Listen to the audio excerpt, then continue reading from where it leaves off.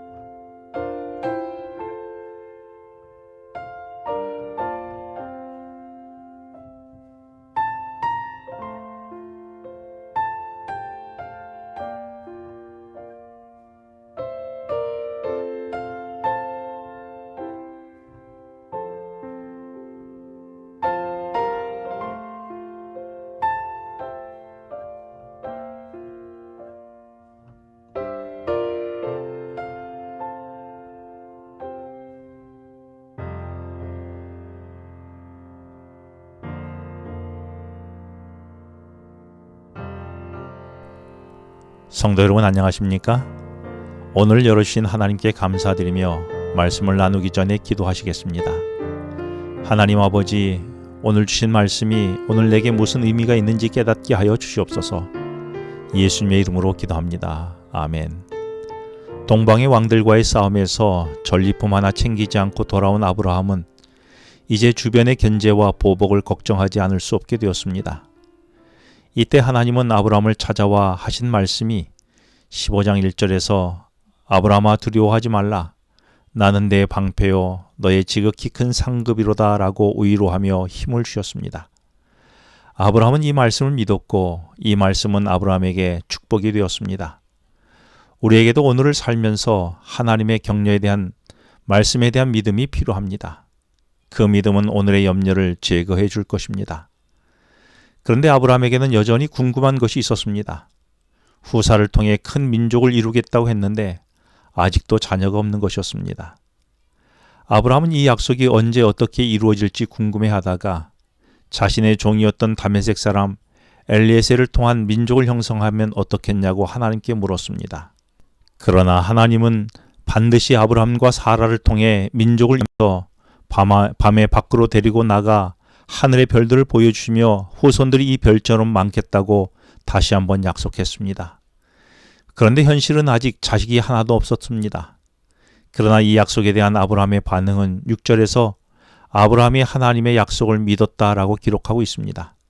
이런 아브라함의 모습을 하나님께서 그를 의로 여기셨다고 말씀하십니다.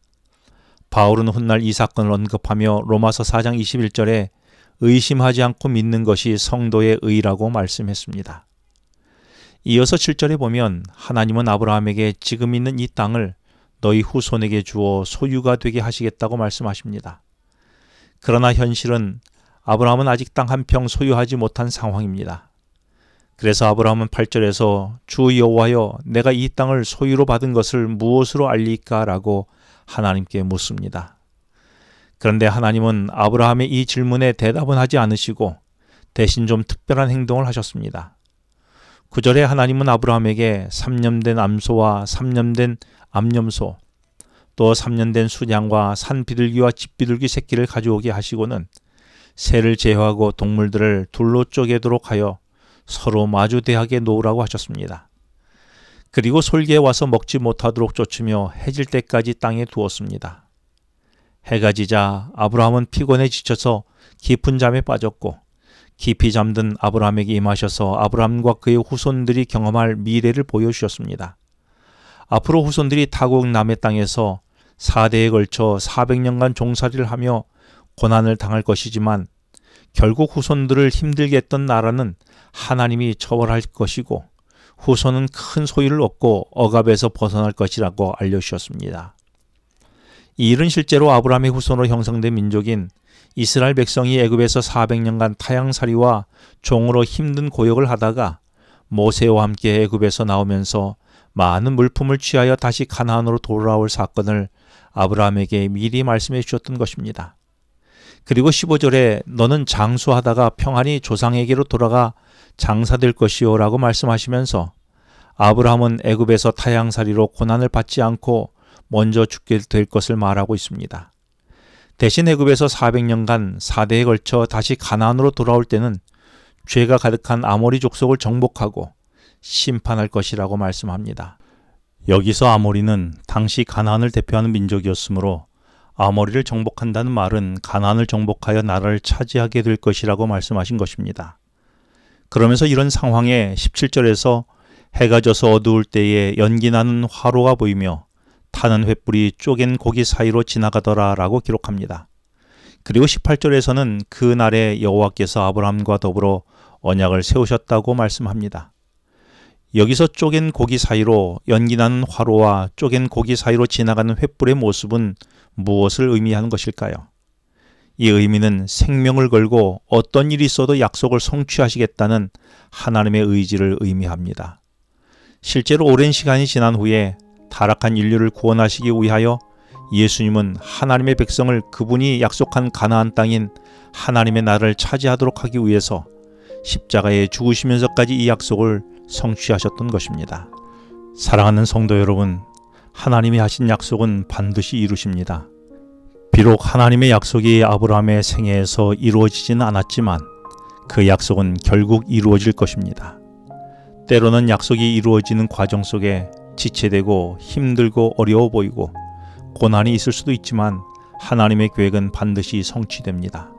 왜냐하면 하나님은 약속을 목숨 걸고 이루시는 신실한 하나님이시기 때문입니다. 비록 현재는 아직 약속의 땅에 한 평도 소유하지 못했지만 민족을 이루기 위해 아직 자식이 한 명도 없지만 약속이 이루어지지 않은 것 같은 상황 속에서도 약속한 것을 이루시겠다는 하나님의 언약을 믿는 믿음이 오늘 우리에게도 필요하지 않을까요? 신실하신 하나님은 우리 삶에도 계획하신 뜻을 성취해 가시는 분이심을 믿음으로써 의로 여김을 받는 우리 모두가 되기를 바랍니다. 기도하시겠습니다. 살아계신 하나님, 하나님의 뜻과 계획을 지금 당장 모든 것을 이해할 수는 없어도 순종으로 하나님의 약속을 믿음으로 반응하게 하여 주시옵소서. 그리고 하나님이 이루시는 큰 계획들을 돌아보며 하나님의 은혜와 이루심을 고백하는 우리가 되게 하여 주시옵소서. 예수님의 이름으로 기도합니다. 아멘. 지금은 개인 기도 시간입니다. 오늘 주신 말씀을 묵상하면서 주어진 기도 제목과 개인 기도 제목을 놓고 기도하시겠습니다.